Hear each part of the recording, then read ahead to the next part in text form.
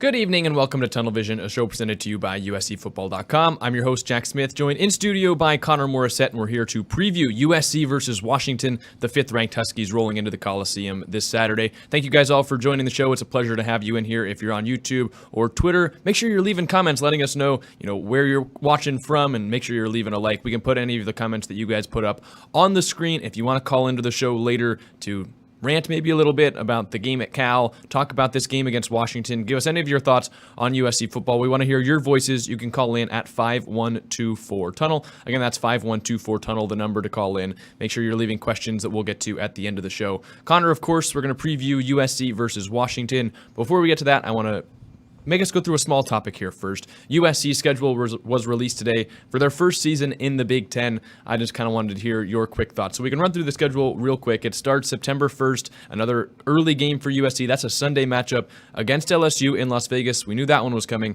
Then they go the next week. They host Utah State. They get their first bye of 2 of the season.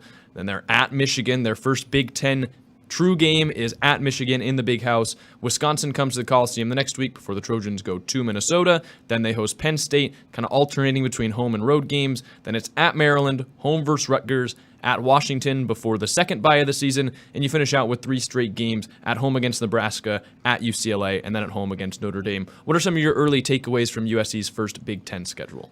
I don't want to steal your thunder, but what you're going to say, Jack, is it could have been worse. I agree.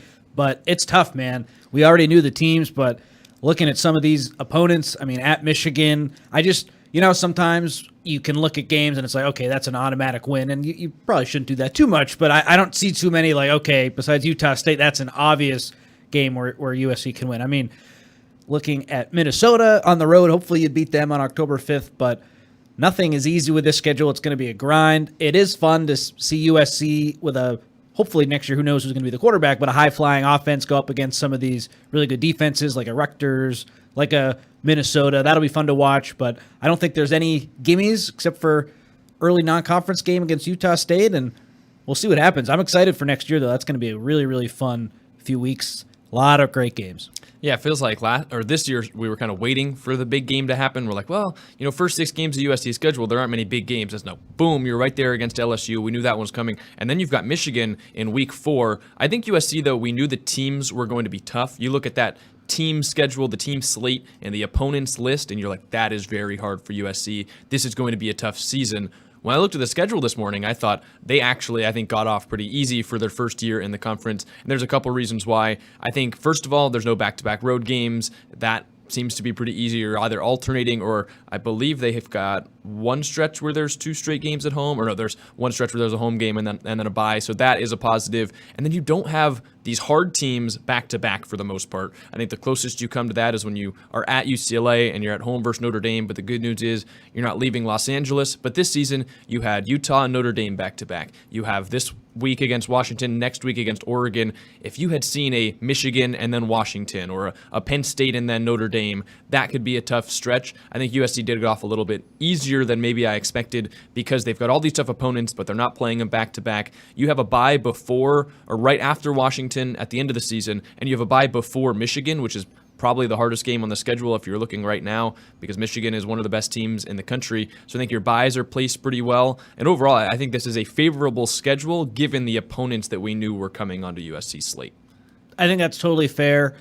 I just want to know what the roster looks like, which obviously on November 2nd of 2023, we have no idea. There's going to be a lot of turnover with the transfer portal, of course, and with high school recruiting still occurring. Who's going to be the quarterback? Like I said earlier, a lot of questions. I just am fascinated to know who's going to be the guy leading USC into the Big Ten at QB. That's the number one question. And like I said, a lot of good defenses on this schedule. So whoever that is, of course, they'll be challenged during any season, but especially this one with so much new going on. Man, though, I'm looking forward to it. This is going to be really fun. Yeah, I think there's a couple other teams on the schedule that are wondering who their quarterbacks are going to be. Yeah. You figure UCLA and Penn State, they've got their guys lined up with Drew Aller and Dante Moore. You would assume Moore will be the starter for UCLA next year, but Notre Dame, Sam Hartman's not coming back. Washington, you're likely not going to have Michael Penix back. LSU, probably not getting Jaden Daniels back. Michigan, J.J. McCarthy's leaving for the draft, probably taken in the first round. Those are a handful of good teams right now that really are great teams. But who knows, really? Like, USC could be a great team next year if they find the right quarterback. They could be a less than great team if they don't find the right quarterback. And we've seen them be a less than great team with maybe the best quarterback in program history this season. So there are questions out there, but overall, I think USC got a favorable schedule with the slate of the opponents that they've got. And as you've talked about a couple of times, like, it is going to be an awesome year next year. But those are some of the big games on the 2024 slate. This week is one of the biggest games on the 2023 slate, with number 5 Washington coming into the Coliseum, undefeated at 8-0 for the first time since 2016. If you remember back to that year, USC number 20 went to number 4 Washington and beat the Huskies. Now, who's to say whether we could be confident about that happening this season? But what are your overall vibes coming into this game, and what have you seen so far watching number 5 Washington? I agree with a lot of USC fans who feel like Washington is beatable. I think that's definitely true. I just wonder if USC is the team to beat him.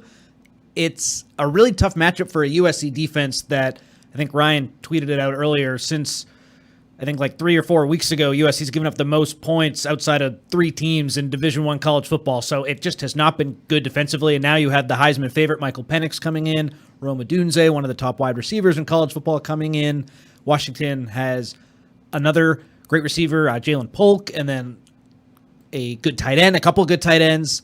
The running back, it's been hit or miss, but it's just really good skill position guys coming into the Coliseum. And the biggest question that I have going into this game, Jack, is how the heck are you going to slow down this potent Washington offense? It's an offense that has struggled the last couple of weeks against Stanford. They had a couple red zone turnovers, and against Arizona State, they really didn't perform well. The flu was going through the locker room, and Kalen DeBoer has said that Washington is feeling better this week. The team is doing better than it was the past couple weeks, so I don't really know exactly if the flu is still there or how that affects the team, but they do have the guys, and when USC has gone against players on offense in the Lincoln Riley era that have NFL potential, it hasn't been pretty. Well, it also hasn't been pretty against the guys probably aren't going to end up in the NFL. You're looking at a team that allowed 49 points to Cal, could have allowed 51 if not for that late Jalen Smith stop, could have lost that football game, and now you've got likely the best offense that they're going to face this year coming in to the Coliseum. I was looking through the stats, and surprisingly, I was surprised to see that USC is averaging more points per game than Washington, given what we've made of their offensive struggles so far over these last couple weeks. But this is still an offense for USC, at least in large part, that has played at a very high level this season.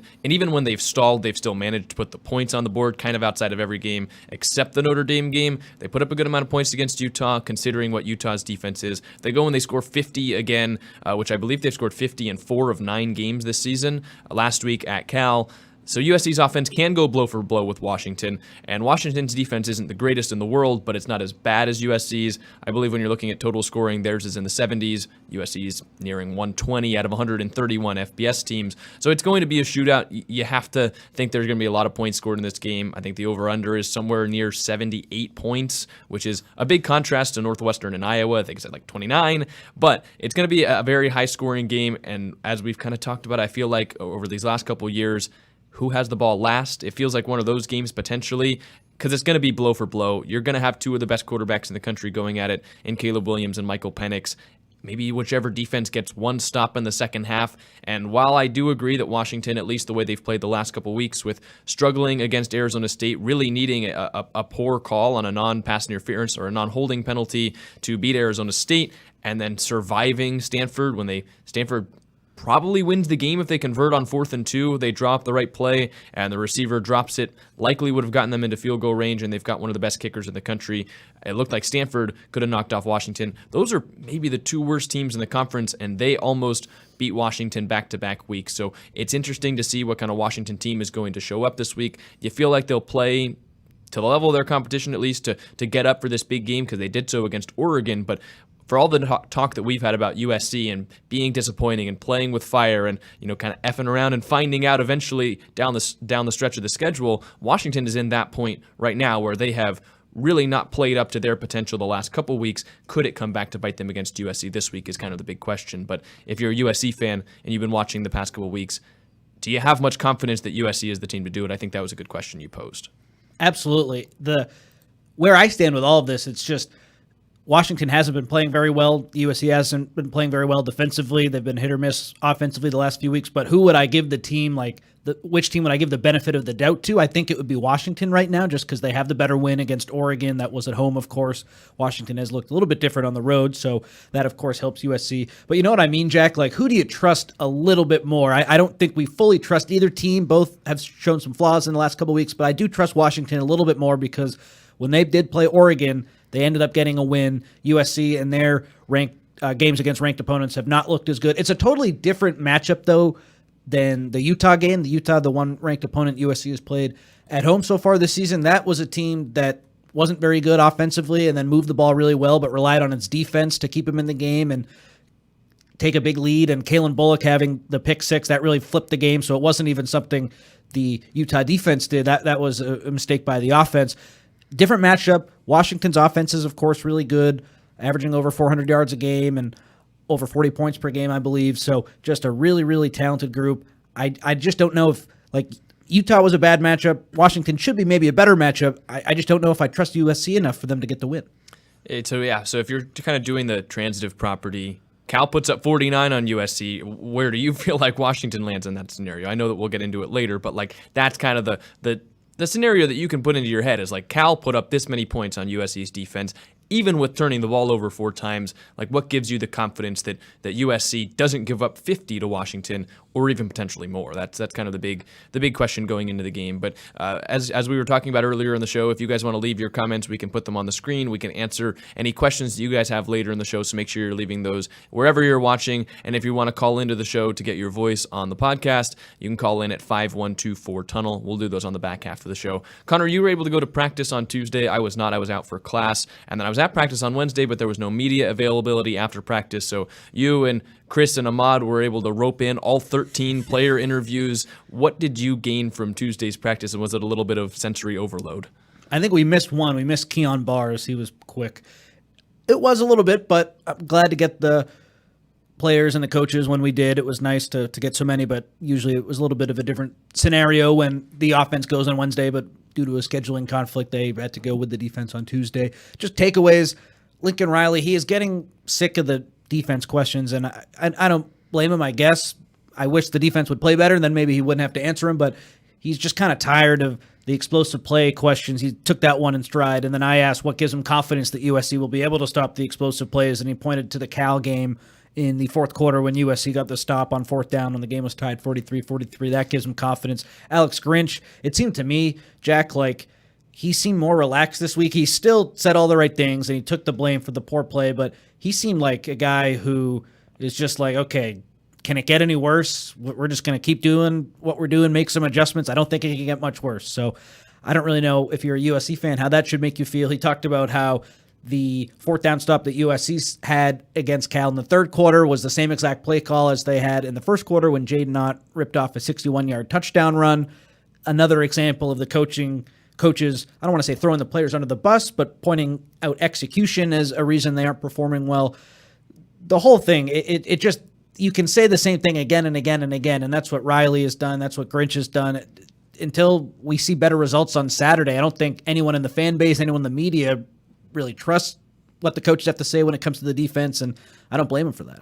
Yeah, I think it's been funny, kind of after the Notre Dame game, and maybe you could throw in the Arizona game as well, like Lincoln Riley's like, well, if you flip one play, the game kind of flips on its head. Then it was you flip a couple plays. Now it's you flip 5 to 10 plays on each side of the football, so you're in between 10 and 20 plays of a football game. And I know there were a lot of possessions, a lot of plays in the USC and Cal game, but do you feel like that makes much sense where you're saying you flip 5 to 10 plays on each side of the football? Is that a worthy, not excuse, but a worthy explanation for what's going wrong with USC? Or do you feel like it's kind of just coach speak for we've got to fix some problems and backtracking a little bit on the one play, couple play thing? Yeah, I think it is coach speak. And what Riley is right about and what he continues to say is we still have an opportunity ahead of us to do something special. If we win, we're in first place in the Pac-12. It's all true, but the optimism, I think, kind of is hollow to a lot of people when you give up the 49 points to Cal, and Lincoln Riley says, I think that defensive stop in the fourth quarter is going to provide a spark for our team, but then the next Cal drive, they score a touchdown, and we're a two-point conversion, successful two-point conversion away from taking a lead with under a minute to go.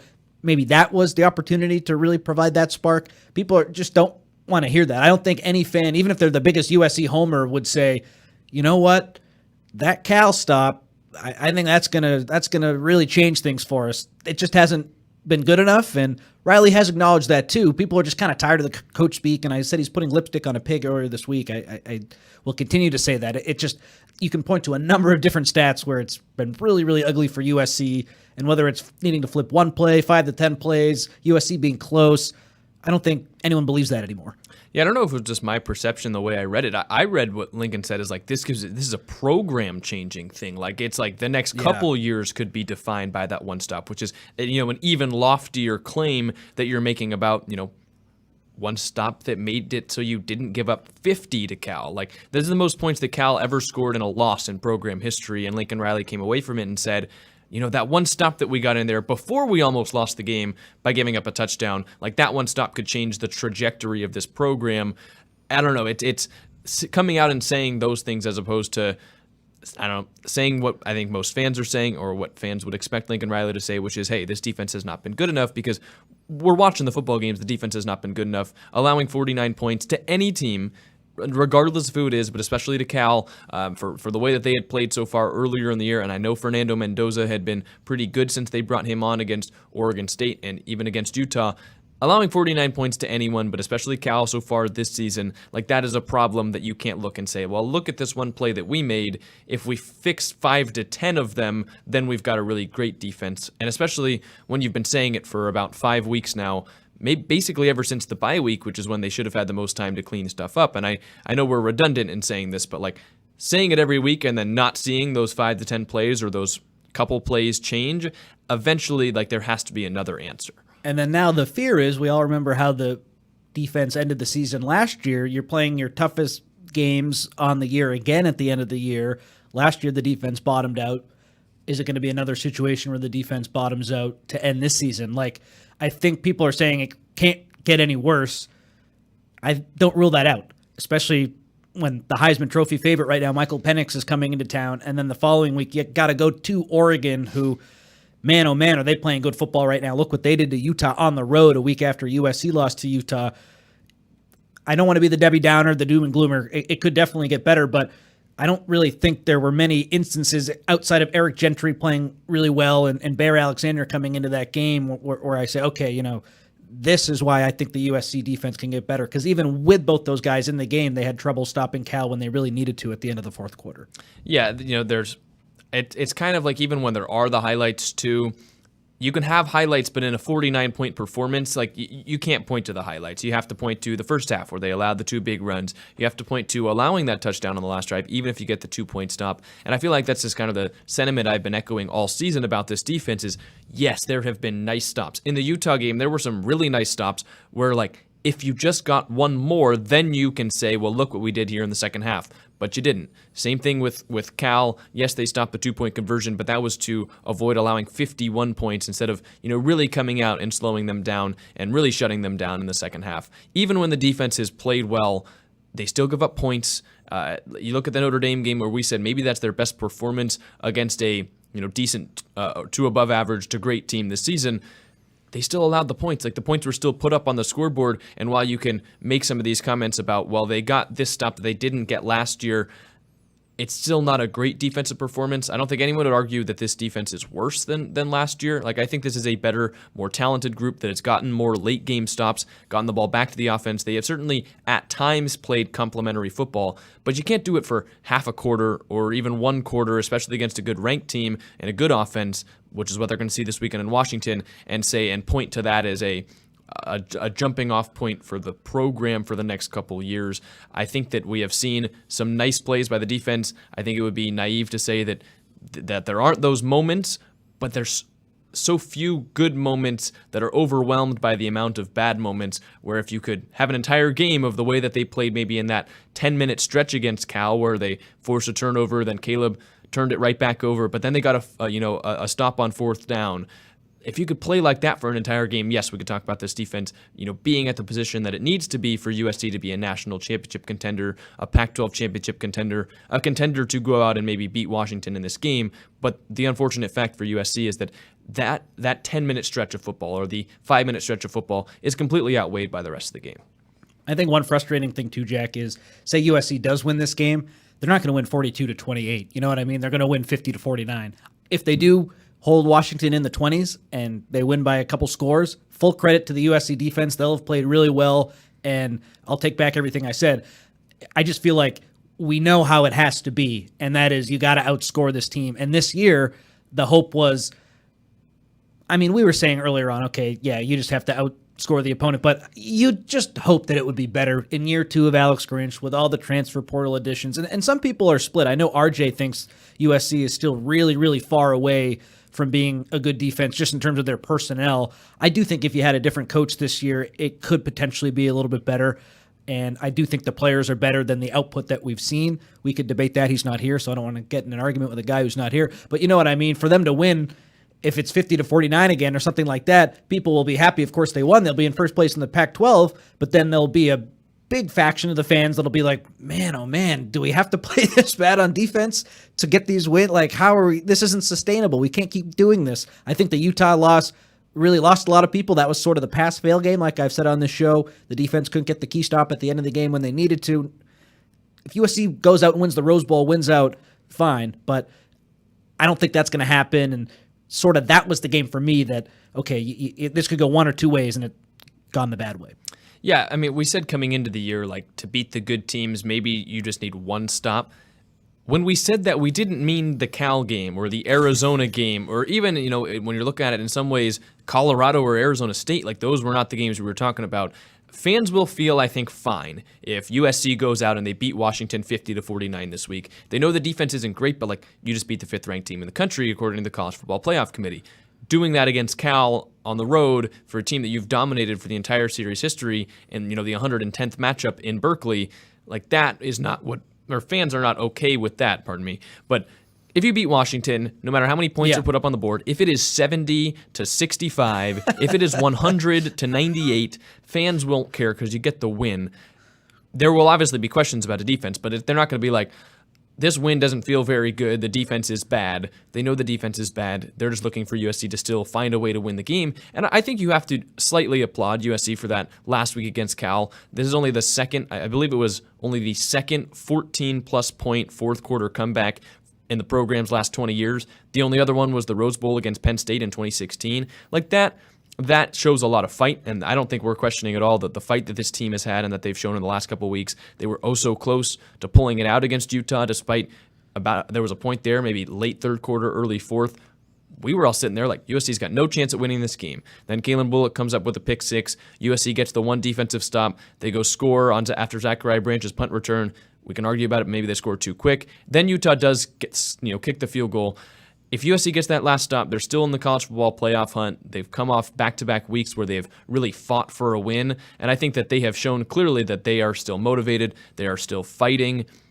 It's just some of the technical things that you can complain about. But I don't think fans will complain about this win doesn't feel good if you beat Washington this week, even if it's 700 to 695. They'll definitely be happy, but I think so much of the fan base was so sure that Alex Grinch was the problem, and then Lincoln Riley brings him back, and you trust Lincoln Riley if you're a USC fan. Okay, this guy, he's come here. He has a great track record. Yeah, defensively, it's left a little bit to be desired, but we got to give Lincoln Riley the benefit of the doubt, even if it comes to defense, just because look at what he's done, winning 83% of his games in his career, fine. But so many people thought that Grinch was the problem, and then now the USC defense hasn't really improved at all. Definitely isn't that much better compared to where it was a year ago. So many people knew that this was a problem. You win 70-65. It feels good, but it's like, man, I wonder, could we be in a really better position if there was a different defensive coordinator? Could we maybe have beaten Utah? Like, I think the flaws and the frustrations will still be there just because they were number 5 to start the year. You know what I mean? To have 2 losses in October, that's really, really frustrating for a lot of people, especially when a lot of these fans thought that they knew what the problem was, and it's still rearing its ugly head.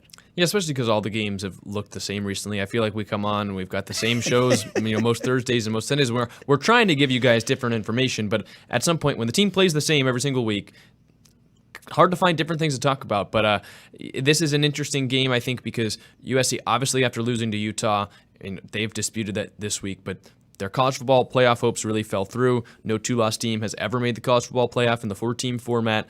I don't think one's going to make it this year, and I think if it is, it's maybe like LSU or something like that. They likely have no chance at making the college football playoff, but they still do have a chance to make the Pac-12 championship game. Even that is going to be hard because you've got to go through Washington, Oregon next week, which I think is USC's hardest game on the schedule. I think Oregon right now is the best team in the conference, despite the loss to Washington, and you have to go to their place to play them when they're hungry and motivated with a loss. I'm curious to see whether USC can come out with the same hunger and motivation despite having 2 losses. And you kind of called it earlier in the season, spoiling a season for a conference rival. But I also think this is a chance for them to get a little bit of not revenge on Washington, but just revenge for this season because there were so many expectations. They had so many expectations for themselves, and then they lost the 2 games. Their goals went out the window. I'm curious to see whether this team comes out looking like a team that's we've got nothing to lose now, so we're going to be dangerous on our home turf when we're the underdog. Are they going to have that killer mindset Lincoln Riley wanted them to have earlier, but kind of for different reasons, where it's we've got nothing to lose. You're coming into our place. We're going to ruin your season. Or is this going to be a team that comes out and they're well, we've got 2 losses. What do we have to play for? That's where I'm kind of curious, and that is, I think, the biggest storyline going into this game, because we talked about the pressure earlier this season, a pressure that maybe lost them 2 games or led to those 2 losses. The pressure is on Washington now. There's no pressure on USC. I'm very curious to see how the team responds this weekend. I've made this point before, and USC did really continue to fight against Cal. I think they're going to continue to fight really hard against Washington. They're going to come out with their hair on fire, and I do think they'll start well and keep fighting, but the pressure that we talk about, they're playing with house money. They are on offense. On defense, I think there's a ton of pressure on them because they haven't been playing very well. Every week it's the same story. It's, man, oh man, if the defense was better, they could be in a better position. And the offense has made its mistakes too. But like you said earlier, Jack, all the statistics, they're still doing really well. It just hasn't looked as clean. I think there's tremendous pressure on the defense because they're the unit that has really been lacking this year. And even when they're at home, I think USC will still feel some of that defensive pressure. One thing with the fight, Alex Grinch, Lincoln Riley, they've talked a lot about how USC continuing to fight in all these games has showed them a lot. I kind of feel like that's a prerequisite. If you're not fighting, then what are we doing here? And credit to the team, they haven't quit, certainly, but I haven't really followed and covered too many teams that do quit. You know what I mean? I think, 2 losses, the season hasn't gone as expected, but I would hope that USC would continue to fight, and they deserve credit for it, but I don't want to give them too much credit. I think most teams fight, and that's sort of just kind of what you have to do. That's the name of the game. That's football. Yeah, no, I would agree with that. I don't think you can point to that and be well, we're fighting, so you ignore the other problems. Yeah, but exactly. I think it is you still have to point out that is still there. There will be definitely there will be people that question that, and maybe national media that don't pay attention, and they're well, USC's just given up. They've got 2 losses. No, watch the game. They're still fighting. They've got technical issues for sure. You look at the run game in the first half against Cal. That'll show you all you need to know. But the fight isn't there, or the fight isn't not there. And so I would say don't let anyone tell you differently. One thing that I think is very interesting, we've talked about how the offense has looked really clunky at certain points this season. They've played a lot of teams that saw them last year. Now they're facing their first conference opponent that they did not play last season. And I'm curious as to whether you think that is going to help this offense, because I think where you're talking to coaches, it's hard to play against Lincoln Riley, of course, as a defensive coach. It's probably very hard for them to play against him a first time, especially because you can watch all the film you want, but when you're playing against Lincoln Riley's offense, you're playing against Caleb Williams. If you don't have much to go back on from how he beat you last year or how they out-game planned you last year, I'm very curious to see how this Washington defensive staff will handle Lincoln Riley's offense. Do you think that is something that swings into USC's favor and maybe allows them to have a less clunky and more seamless offensive performance like we saw from them a lot last season when they were playing teams for the first time? I think a little bit for sure. I don't think it hurts, certainly. It might hurt them defensively because they haven't gone up against Michael Penix and those great Washington receivers, but for USC's offense, I don't think it can hurt, certainly. And there is a lot of tape out on them, of course, but it's different when you're just watching tape compared to actually living through it the year before. And we have seen a lot of teams who played USC last year have some success. Arizona, looking, like you said, Utah. Notre Dame. That does make a lot of sense to me, Jack, and I think that certainly can help. I know that's been a talking point on Twitter, too, with all the sign stealing. People who have seen USC for a few times, they can pick up on tendencies, they can pick up on signs. USC really against Utah had that gray shield because they were so aware that Utah might know what they were doing. So I think certainly that can help because Washington won't have lived through that yet. I just keep going back to what I've been saying. I just don't trust the team enough. Like, I don't know if that factor is enough to put them over the top. I just need to see a better defensive performance. That's the only barometer I'm going by right now. Yeah, I mean, I think the big example that I would give, and I think Notre Dame is the team that has had the biggest leap from defending Lincoln Riley and Caleb Williams from year 1 to year 2, where they did a lot of the right things, I think, to get in Caleb's face, to put him under pressure in the first game last year. They just couldn't bring him down. They got juked out in the pocket. They were chasing him around. He was the human joystick, as I think Chris Fowler on ESPN called him. And they learned from that. Now, that's something any team could have seen on tape and made their own adjustments. But when you're on the field, you realize the way he beats you, and I think Shotgun did a good breakdown of this on the Helium Boys podcast, is they realized he would always spin around his back shoulder. We talked about it last week. And so when you're on the field and you realize, man, he's beating us every time like that, then you can practice, and I just think it's something that you gain from not just on film, but from playing him in person, seeing the way that he beat you the last year, and you can adjust to that. And Notre Dame did a really good job of when they would get pressure on Caleb this season, they would go after his back shoulder and either bring him down, with I think they had 6 sacks in the game, or force him up in the pocket and force him to make a quick throw like he didn't want to. He threw 3 interceptions. Washington doesn't have that. They don't have this is how he beat us on the football field, on the defensive line or at the linebacker position with his eyes or in the secondary with the way he throws the football. They don't have that in-person experience from last year. I do think that helps USC. Maybe it doesn't, change how many points they put up, but I think you could see Washington take longer to figure it out. Like, USC is normally good in the first quarter against teams that they, have not seen before, and the team that hasn't seen them, and they put up a lot of points early. Maybe there's a couple stops by the defense in the third quarter after halftime when they get a chance to talk things over. But now Washington's learning on the fly, as opposed to having 4 quarters, or in Utah's case, 8 quarters from last season to go off of. So I do think that is something that helps USC, and maybe you see the Trojans put up more points early on, and then Washington makes their adjustments. But I think that's a heck of a lot better if you're a USC fan than a team coming in knowing their game plan, exactly what they want to do based on last year from the first snap of the game.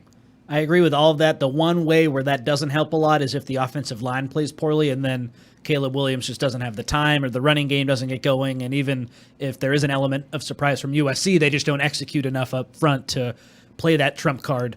And I think that's been a big story, because I thought against Utah, the USC offensive line did play a lot better. And then against Cal, they sort of backslid a little bit. Caleb Williams had that strip sack, which led to a USC 4-and-out on the defense, so that was nice. But they just didn't look quite as good as they did against Utah, and that was a little bit concerning to me, because I think Utah is a better pass rush. So we'll see what offensive line shows up this week for sure. Yeah, I think the other point that you could make is, yeah, sure, USC's defense hasn't seen Washington either, which swings in the way of Washington. But I would say, do you trust them? Like, they haven't played super well against the teams that they have seen before this season, so I think it probably hurts Washington's defense more than it hurts USC's, because you figure USC's giving up the points regardless. Mm-hmm. I hope defensively, Jack, can we get Mason Cobb and Eric Gentry for the whole game and no one else, unless there's an injury or just you're doing a exotic coverage or something different? Like Mason Cobb and Eric Gentry, I think everyone assumed at the beginning of the year those would be the 2 linebackers, and maybe we'll see some Tackett Curtis, maybe we'll see Shane Lee or Rajon Davis in certain spots, but those were supposed to be the guys. In my opinion, those are the 2 best guys that you have, and now we finally see it against Cal, and they gave up a lot of points, but those guys did play pretty good football for some stretches. I hope that USC goes with those 2 guys going forward. I don't know why it took Christian Roland Wallace so long to lock down a cornerback spot. He is pretty much by far the best corner. USC does have one thing going for him, where I think they have figured out some guys like best roles. We'll see a lot of Bear Alexander, of course, Solomon Byrd, Jamil Muhammad. I don't think there are as many tryouts right now. Like Tackett Curtis, his snap counts have gone down a little bit, and Bryson Shaw is going to have to come in for Zion Branch. That was a really bad injury, of course, for USC, and I feel so bad for Branch after last year. He had locked down that spot. He was one of the guys who I thought put USC in its best position to win. I think one thing you can be happy about is a lot of USC defensive players right now. Like I think the staff knows who the best guys are, and they should play a lot. Will Gentry get a lot of snaps this week? I hope. But I guess you can never be sure, because he only did have 2 against Notre Dame, and he's kind of fluctuated this year. I hope the staff learned something from that Cal game, though. Gentry was everywhere. Yeah, you guys talked about Gentry on Tunnel Vision. I know that they talked about him on Helium Boys podcast. I think you and Ryan probably talked about him yesterday. I want to shout out Mason Cobb. I know that he's a player that USC fans kind of love to hate so far this season. Like, they look at that Shotgun, he tweets like, yeah, Mason Cobb had a couple of the missed tackles. And yes, that is a problem. Of course, you don't want missed tackles. I will take a linebacker that's got 3 missed tackles if he's got 15 tackles in a game, as opposed to, someone that doesn't have a lot of tackling opportunities and misses 3 tackles. So I think you really have to look at what Mason Cobb is putting together and realize, like, this is the player they brought over from Oklahoma. He's going to have some not great plays, but he's going to hit some home runs. He had 2 tackles for loss. I believe he also had a pass deflection on a 4th down over the middle of the field. He had a couple big hits. Like, that's the kind of player you're getting in Mason Cobb. He's going to be around the football. He almost had an interception off a tip from Eric Gentry that I bet he wants back to get in the INT column for this season. But yes, he missed 3 tackles. When you're tackling, when you've got 15 tackles in a game, you're going to miss a couple. So I think you have to give him a little bit of credit for that. And so I think USC doesn't win that game if they don't have Mason Cobb and Eric Gentry. Of course, Gentry made some big splash plays with the interception and the forced fumble, but Mason Cobb also led the team in tackles, had 2 tackles for loss, had that pass deflection. Those are clearly the 2 best linebackers for USC. I think we've known it all season. We've said it all season. Lincoln Riley said today that the only reason Gentry maybe wasn't playing quite as much was he was rusty after missing spring ball last year and most of fall camp this year, and that there were mistakes he was making earlier in the year that, don't exactly outweigh the big plays. To that I say, why was Tackett Curtis playing so much since he was making mistakes? But I think now if they are going with Eric Gentry and Mason Cobb as the 2 linebackers, I think they're finally doing what they probably should have been doing all season. For sure. I think the trouble spots, though, who plays next to Bear Alexander, who plays next to Kalen Bullock, and can Jalen Smith bounce back from a rough outing against Cal? He has certainly played better games than he did against the Bears. I think it's well within him to bounce back, but of course Washington is way better than Cal on offense, and I don't know who's going to cover Culp, that tight end for Washington. He is a big boy, and for me, he just screams matchup nightmare going against USC, who's going to be focusing so much on those great receivers for Washington. Who the heck is going to cover that tight end? If it's Smith, can he bounce back? They're going to need him to. Yeah, you've got Rome Odunze on the outside. You've got Jalen McMillan, who could possibly play. Is it Jalen McMillan and Jalen Polk? They've got 2 Jalens. I believe so. Jalen McMillan, I think, is from he's from San Joaquin Memorial up in the Fresno area. Last week he had he tried and then his knee was bothering him? He's been trying, I think, ever since the Michigan State game. Yeah. It just hasn't gotten back on the field yet. I think they said he's hopeful that he plays this week. But even if McMillan doesn't play, this is still the best wide receiver room in the Pac-12. Isn't that so crazy? And he was supposed to be, come back this season, go straight to the NFL.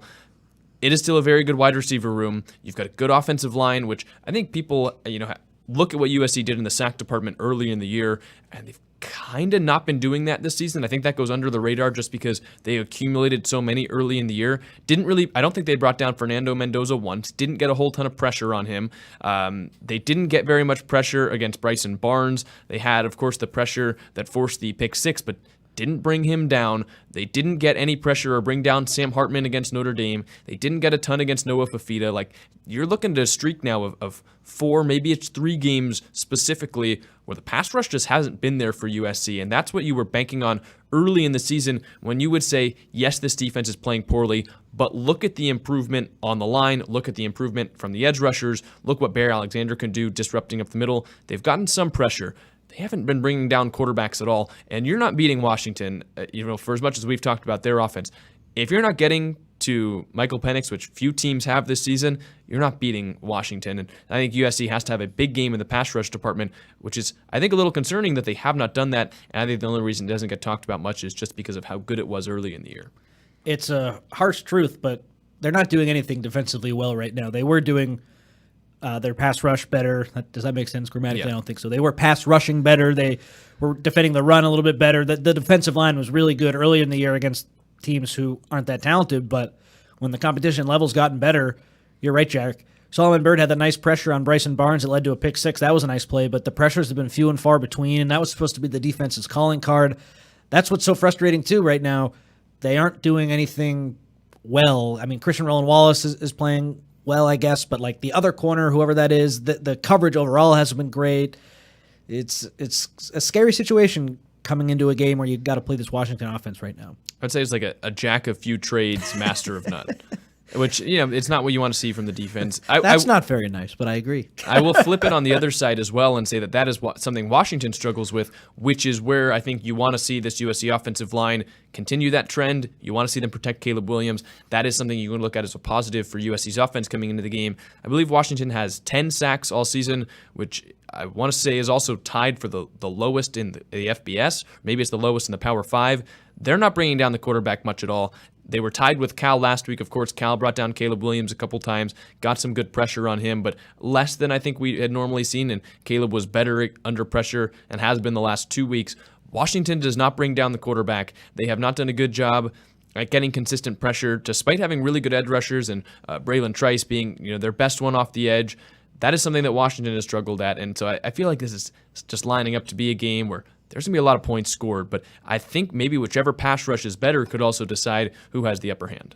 Certainly. I'm looking at the numbers. Washington averages 1.3 sacks per game, which is 120th in college football, and I think USC was double that at 2.6. So they were better, but now they're 42nd nationally. That could be a huge part of this game. And Caleb Williams, even when there is pressure on him, we all know his escapability. Keep hitting the mic here. Talk with my hands too much. He is really good at that, of course. So I think that's a big factor in it as well. Man, oh man, though, what is going to happen with like Odunze and Polk? Like, to me, I just get nightmares of like Dalton Kincaid, what he was able to do against USC. Who was the last great receiver that USC's gone against? I'm putting us on the spot here. I would say it's Tetairoa McMillan and Jacob Cowing for Arizona. And yeah. Obviously, they both balled out. It's kind of the syndrome of like, you can know they're coming and you still can't stop them. Like, that's what's happened to USC. Couldn't you argue that these guys are maybe even a small step above? Like, I think the world of those two Arizona guys. They're a big step above. Yeah. They're a sizable step above what I would say is probably the second best wide receiver duo in the Pac-12. They'll get another good one in Troy Franklin at Oregon. He's obviously excellent, but I would say if you're looking at the last great receivers they faced, it's probably those two. And then if you're kind of looking back, you probably have to go back to last season. But they also, they knew Sione Vaki was coming, couldn't stop him. They knew Cowing and McMillan were coming, and no one else on that Arizona offense, and they couldn't stop them. Same thing with Kincaid last year. I think you're looking at a similar spot here with Odunze. McMillan, if he plays, definitely Polk. And I getting into game plan for USC and the ways I see them winning, you can't allow deep shots. That's something that Washington, when they're operating well on offense, it's deep balls early, it's deep balls often, and the reason that they have been slowed down in the past couple of weeks, going without an offensive touchdown or a touchdown at all really against Arizona State, and not really clicking on all cylinders against Stanford, is they've been looking for the deep shots early. Teams have been taking it away. They're playing back, a lot like teams have done a little bit to USC, forcing Michael Penix to be patient. He can obviously do that, and I don't know how much trust you have in USC's defense, even with playing back, to really stop guys in front of him, but that's what you need to do because you can't allow the big plays early on. If USC is doing that, I think it's wraps because they're going to go after that all game. And I think if you're Washington, then you have to respond with the run. They, like USC, have not committed to the run as much as you would like them to, I think, if you're a Washington fan. So if you're USC, defensive game plan, I think it lines up pretty simply early on. You can't go, cover 0 or cover 1 where it's only one guy back. You will get beat.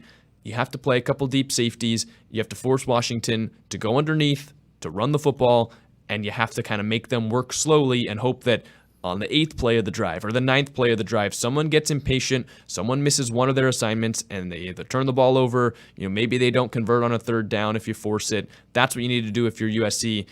Of course, they've had trouble doing that. They allow big plays a lot, but I think it's going to be important for them not to this week. Of course, it is important every week, but if they're allowing the big plays early, USC's got no chance. I wonder if Alex Grinch is going to change philosophically at all in this one. Like you saw against Arizona just dropped everyone in that Washington game, and Washington, it was exactly what you said, Jack. They took the short stuff, and they were really in control of the game up until they fumbled at the end, and Arizona made it close, but Washington controlled that game the whole way. So will we just see a different look defensively? Because it really has been pretty similar. USC on defense just does what it does. It's the 4 guys on the defensive line, the 2 linebackers, maybe 1 blitzes, maybe 1 drops into coverage, and then nickel safety, 2 corners, and then 2 safeties.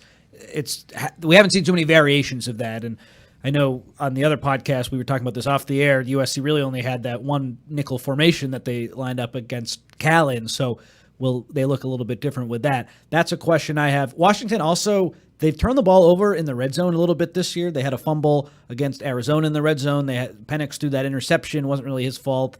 Against Stanford, it was more the receiver's fault. They also had a fumble in plus territory against Stanford as well. So Washington, while they have hit on a lot of these explosive plays, they do have a little bit of a reputation for turning the ball over, especially in areas where they really shouldn't in the red zone. Just settle for the field goals. It'd be in a lot better spots. If USC can force Washington into some of those situations too, that will, of course, help. Yeah, so I'd say that's that's one of the keys, I think, for if USC is going to win. You have to take away the deep shots early. Maybe they sneak in later in the game, but you can't allow it from the first snap. You can't allow it to be like a Utah situation where they score on a big play on the first drive. Like, you're not beating Washington like that. The other key is you need to continue to run the ball. I think Lincoln Riley did a much better job of this against Cal, where even though they weren't running the ball with a ton of success early in the game, he didn't get away from it. He stuck with it. Marshawn Lloyd and Austin Jones won USC the game down the stretch with their big runs, mostly Lloyd, with a couple runs after the catch, as well as a big run down the sideline. USC stuck with the run there.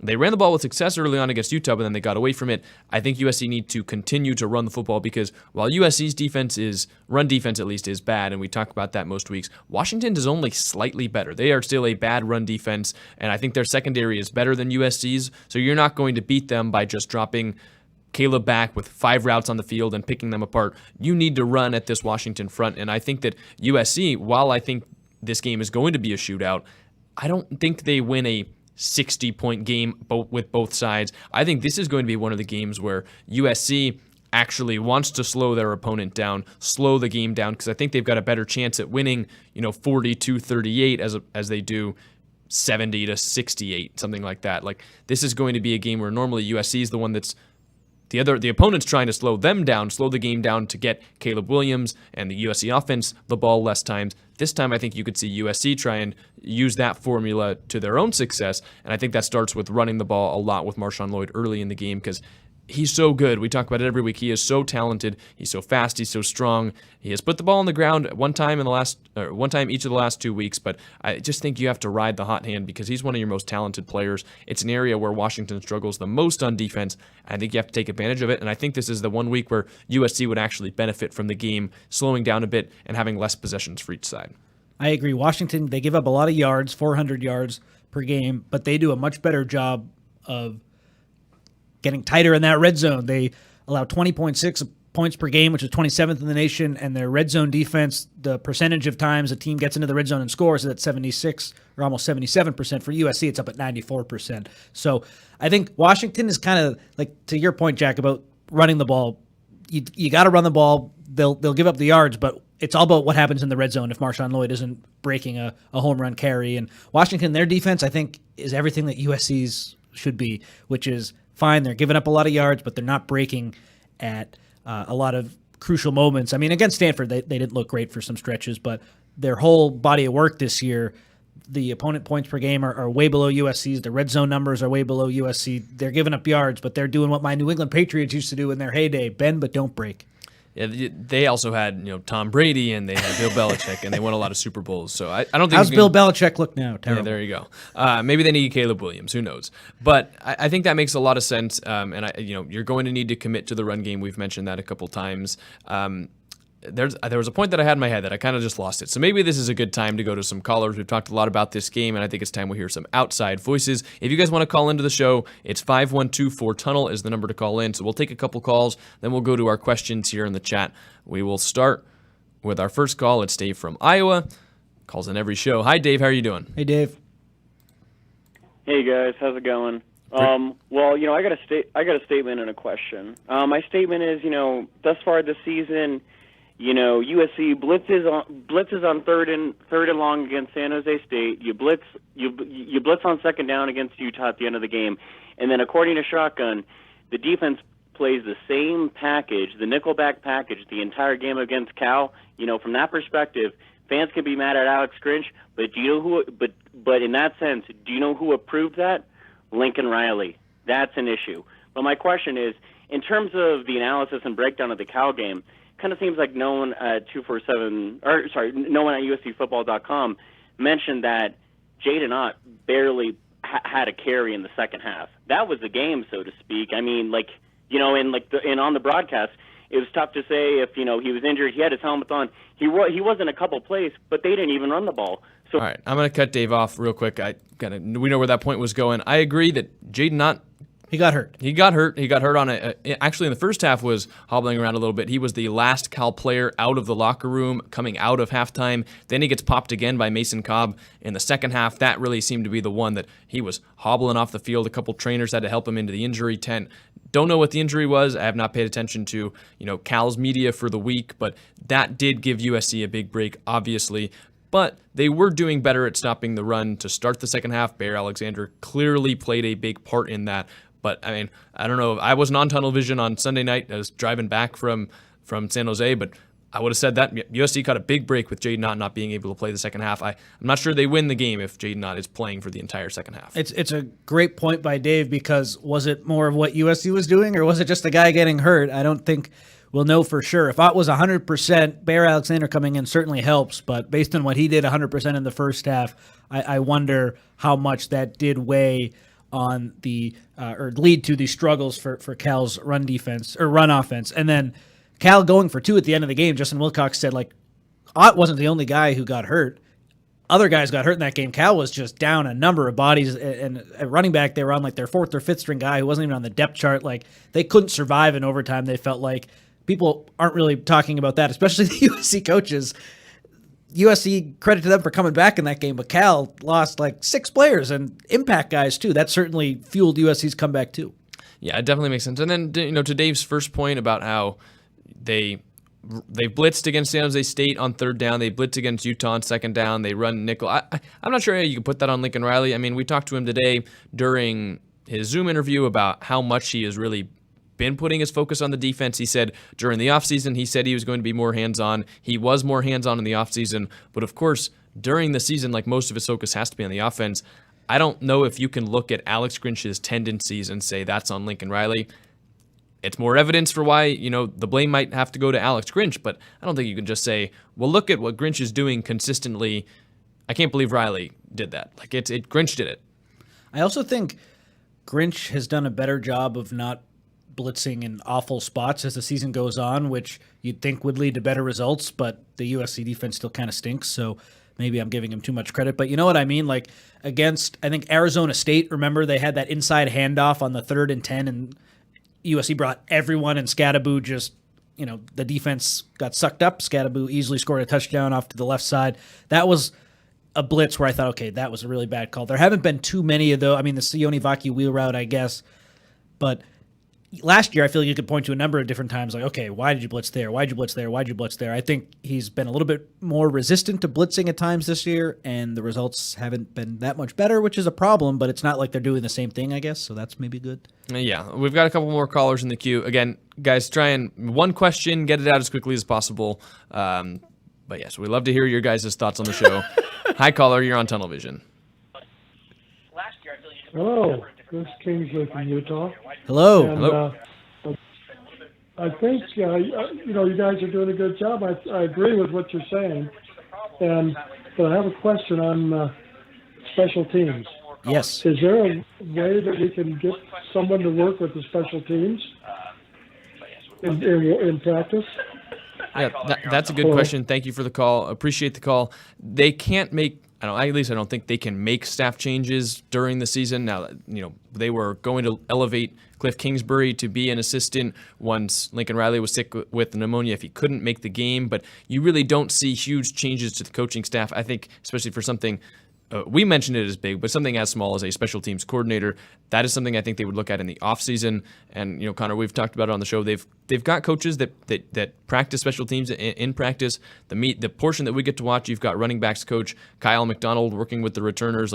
They're dedicating time, and some coaches that coach other positions to working with the special teams. But I guess to answer the question, I don't think you can add a special teams coordinator and then take away someone's job midseason.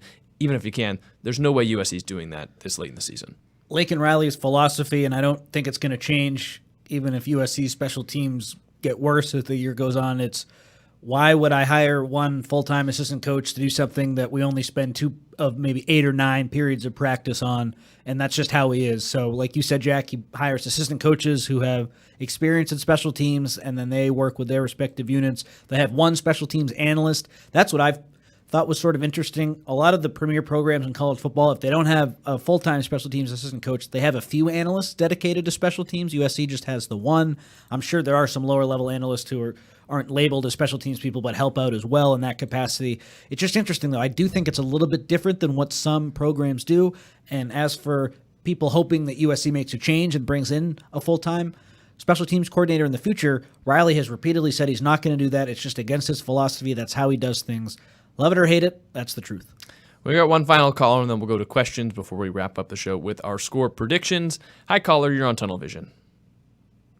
Hey, this is Curtis from Moreno Valley. How you doing, fellas? Hey, Curtis. Hi, Curtis. All right. I want to talk about Alex Grinch's defense for the upcoming game and for the rest of the season. This is what we need to do. Washington is pretty much air raid.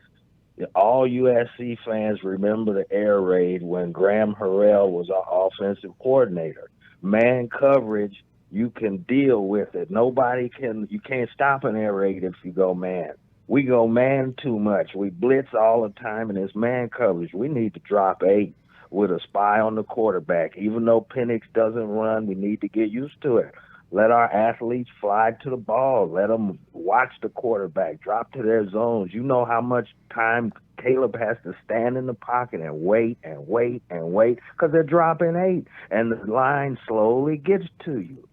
What do you guys think?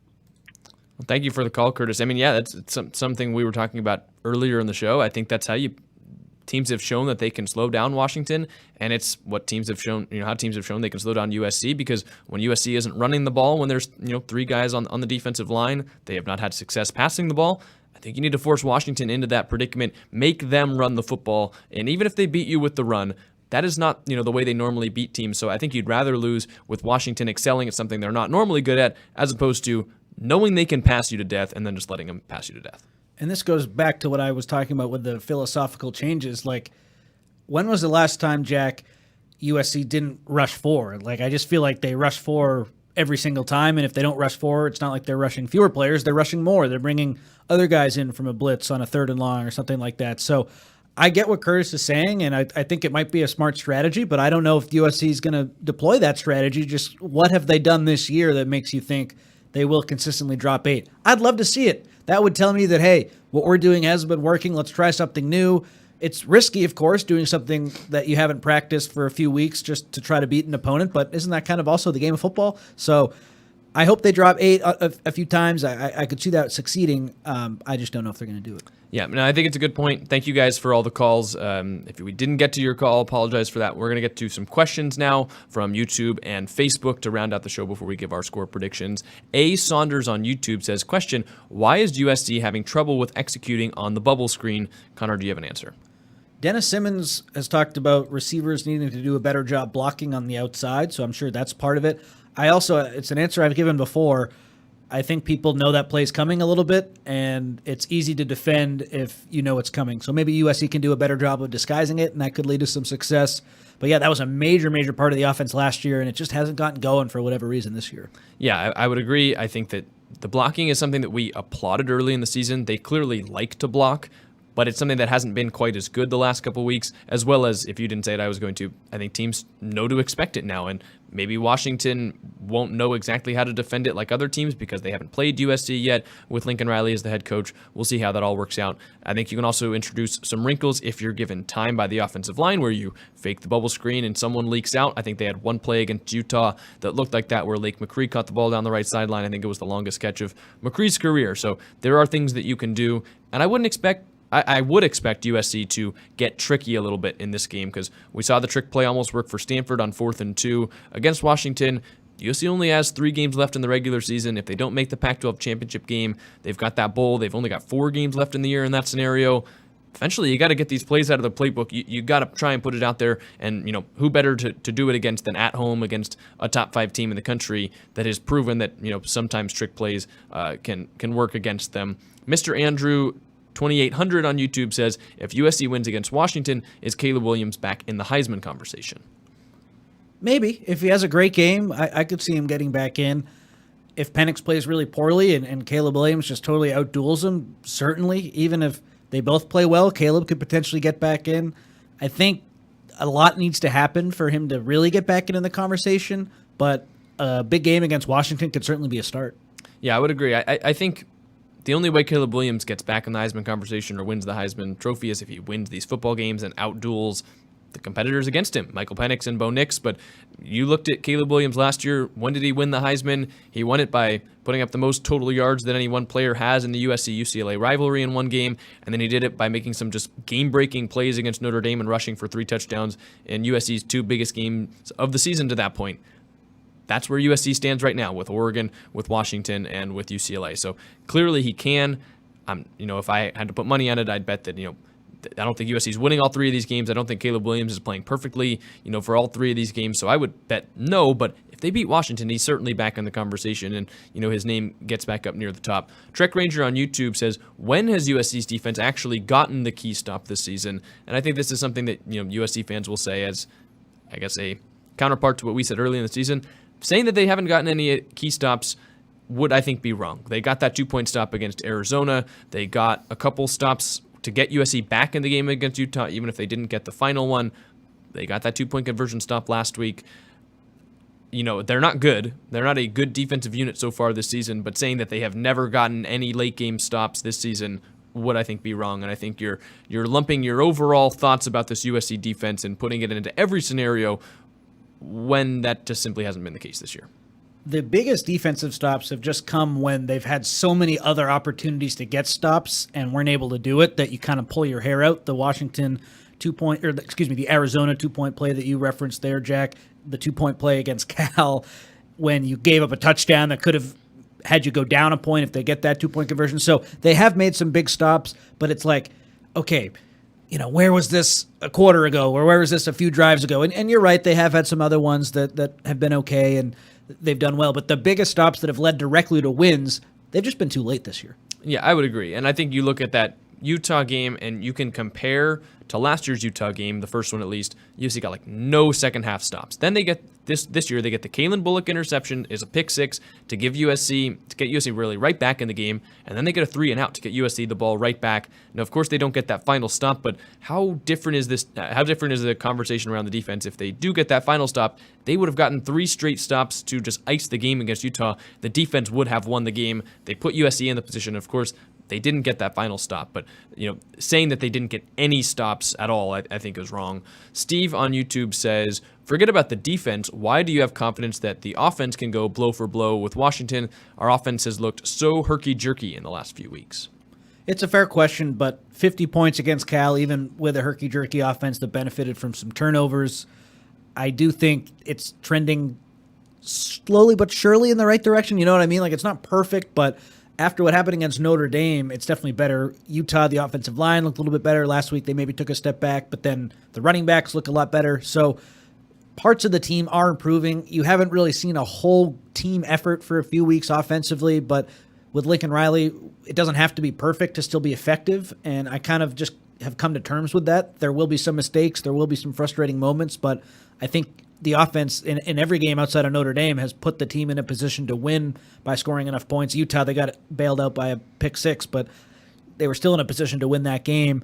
So I just have more confidence in the offense because of Lincoln Riley, because of the players on that side of the ball. Even though it hasn't been perfect, you just have to like them more. You know what I mean, Jack? Yeah, I mean, we're talking up this Washington offense. If you're looking at what Washington's done the last 2 weeks, and even not having their greatest offensive performance of the year against Oregon, you could argue that you should be more confident in USC's offense right now than Washington's. Now, of course, Washington on paper with the players that they have got, with what they did early in the season, you definitely fear them a lot. But this is an offense that didn't score a touchdown at all against Arizona State, a team USC put up plenty of points against, and then they didn't have their best performance against Stanford, a team USC was up 49-3 at halftime against. So yes, USC has had some struggle periods and some I think, laborious periods on offense. They've put up the points. Washington has not exactly put up the points the last 2 weeks. So you could make the argument, I'm not saying I will, but you could make the argument that you should be more confident in USC's offense than Washington's offense if you just look at the past couple weeks and you let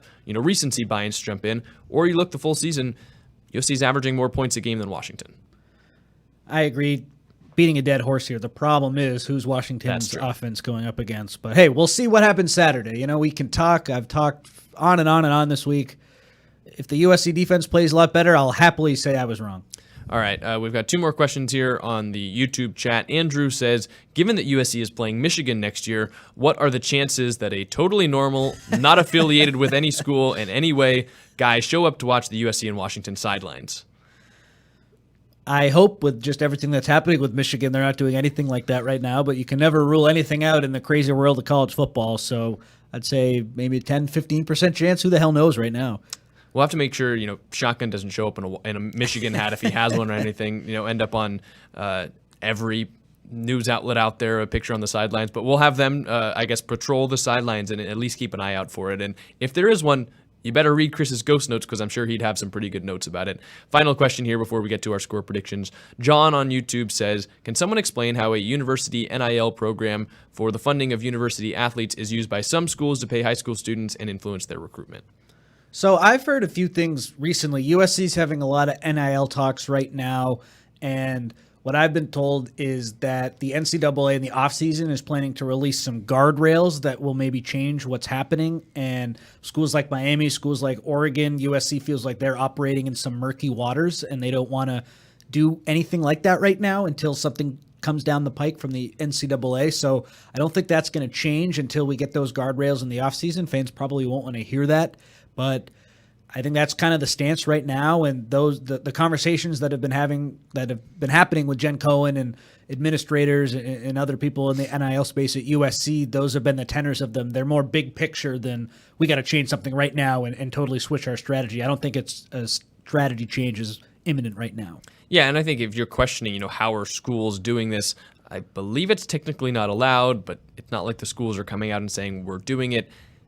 It's probably stuff under the table. That stuff's been happening in college football for a long time because NCAA doesn't do a good job, in my opinion, of dealing with all this stuff. They're more focused on, not making players eligible after transferring for some reason, differing that for other players who transfer all the time.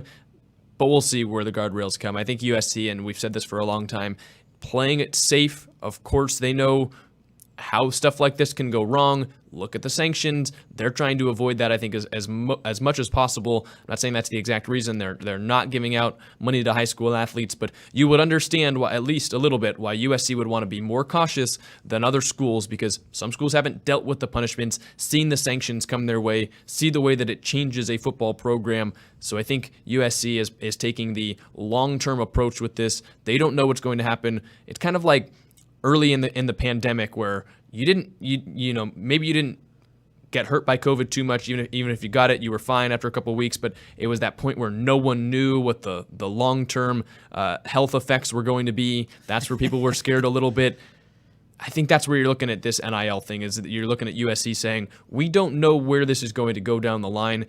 Don't put it past the NCAA to, retroactively strike down on some schools for this kind of stuff. And USC is taking the longer-term route, I think, as opposed to the short-term route. I do think USC's recruiting classes in 2025 and 2026, assuming Lincoln Riley is here and the operation is the same, will be better than 2024. I think for whatever reason, there's a bunch of them, the 2024 class.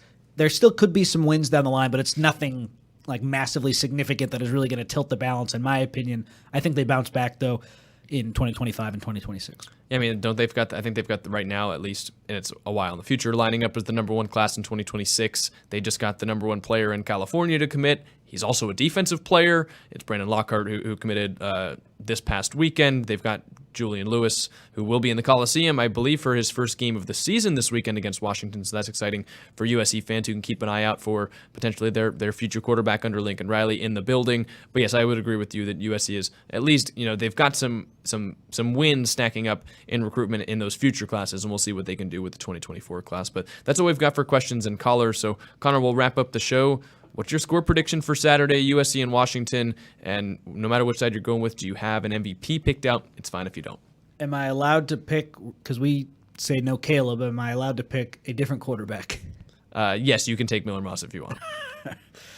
So I have Washington winning 42-35, and I guess if I don't want to pick Penix, or if I can't pick Penix, I'll pick Odunze, their great receiver. He had a solid game against Stanford, but it was Polk, the other receiver, who had the better one, so maybe they'll just switch.